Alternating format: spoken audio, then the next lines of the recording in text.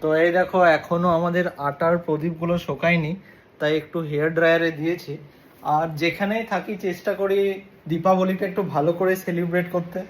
বাপরে দেখো অবস্থা দেখো, দেখেই ভয় খেয়ে গেছি আমি। যাই হোক, তো তোমাদের যেটা দেখাচ্ছিলাম ওটা হচ্ছে এইটা। আমি ব্যালকনিটা একটা লাইট জাস্ট ছোটখাটোর মতো সাজিয়েছি। আর দেখো এগুলো হচ্ছে আমাদের গাছ।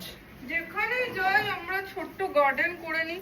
এত খারাপ লাগছে, ছিলাম না দুর্গাপূজায় তুলসী গাছ আর এখানে অনেকগুলো গাছ হয়ে গেছিল, সব গাছগুলো মারা গেছে। এত খারাপ লাগছে, এই গাছগুলো একদম মরার অবস্থায় চলে গেছিল, বাট এগুলোকে কষ্ট করে বাঁচিয়েছি। আমাদের আগের জেট প্ল্যান্ট মারা গেছে, তো এটাকে একটা নতুন জেট প্ল্যান্ট কিনেছি।